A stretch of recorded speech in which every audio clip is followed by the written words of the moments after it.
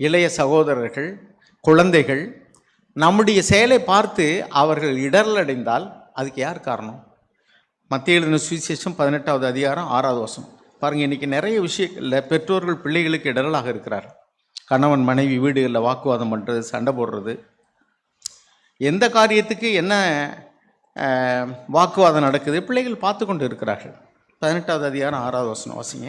என்னிடத்தில் விசுவாசமாய் இருக்கிற இந்த சிறியரில் ஒருவனுக்கு இடரல் உண்டாக்குகிறவன் எவனோ அவனுடைய கழுத்தில் இயந்திர கல்லை கட்டி சமுத்திரத்தின் ஆழத்திலே அவனை அமிழ்த்துகிறது அவனுக்கு நலமாய் இருக்கும்.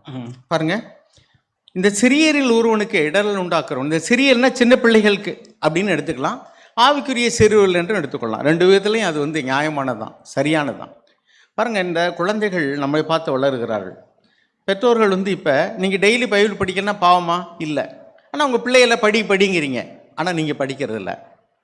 உங்கள் வார்த்தையினால் படிங்கிறீங்க, ஆனால் வாழ்க்கையினால் படிக்கிறதில்ல. அப்போ அந்த பிள்ளைகளுக்கு இடரலாக இருக்கு. பைபிள் படிக்காட்ட அதெல்லாம் ஒன்றும் இல்லை, எங்கள் அப்பா அம்மாலாம் படிக்கிறது இல்லையே அப்படின்னு சொல்லுவாங்க.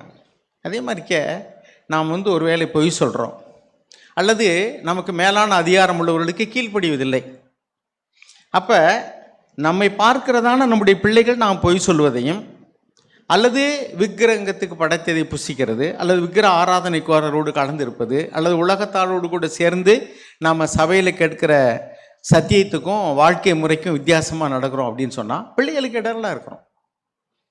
நாம் உடுத்துகிற விதத்தில் பிள்ளைகளுக்கு இடரலாக இருக்க முடியும். எத்தனை பேர் சின்ன பிள்ளைகள்லையே அவங்களுக்கு பொட்டு, பூவு, நகை, அல்லது கவர்ச்சியான ட்ரெஸ்ஸு இதெல்லாம் உடுத்தி பிள்ளைகள் அவர்களை வளர்க்கிறார்கள். அவர்களை பேலியாளின் பிள்ளைகளாக வளர்த்து விடுகிறார்கள். அந்த பிள்ளை நகை கேட்கல, பொட்டு கேட்கல, பூ கேட்கல, எனக்கு இப்படி ட்ரெஸ் எடுத்துக்கொடுன்னு கேட்கல. அப்போவே அந்த பிள்ளைகளுக்கு அவர்கள் விருப்பப்படி அவர்கள் உள்ளத்தில் என்ன இருக்கோ அதை போட்டு அலங்காரம் பண்ணி கொஞ்ச நாள் கழித்து பின்னாடி அந்த பிள்ளை அதையே கேட்கும், எனக்கு இப்படி கொடு, இதை கொடுங்க அப்படின்ட்டு. ஏன்னா அது சின்ன பிள்ளையிலேருந்தே அப்படி நம்ம வளர்த்துட்டோம்.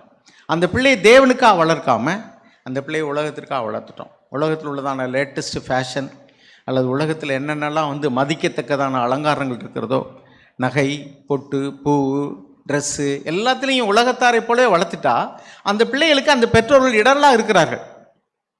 ஏனென்றால் அந்த பிள்ளைகள் அப்படி பழகி விடுவதுனால அதெல்லாம் ஒரு அவசியமில்லை என்ற எண்ணத்தோட இதுதான் சுயாதீன பிரமாணத்தை இப்பொழுது நாம் அனுசரிக்கக்கூடிய விதம், கை கொள்ளக்கூடிய விதம் சிறியவர்களுக்கு இடரலாக இருக்கிறது.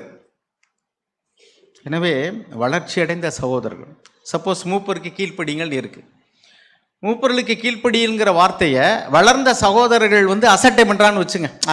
அது திட்டினா திட்டட்டும், அது சொன்னால் சொல்லட்டும் அப்படி நீங்கள் எடுத்துக்கின்னு வச்சுங்களேன். உங்களுக்கு கீழே இருக்கிறவங்களுக்கு இடரலாக இருக்கிறீங்க. அவர் திட்டினா திட்டிகிட்டு போகிறார், அவர் சொன்னால் சொல்லிட்டு போகிறார், அவருக்கு என்ன வேறு வேலை இல்லை. உங்கள் கூட இருக்கக்கூடிய சகோதரர்களுக்கு நீங்கள் இடரலாக இருக்கிறீர்கள், உங்கள் பிள்ளைகளுக்கு நீங்கள் இடரலாக இருக்கிறீர்கள்.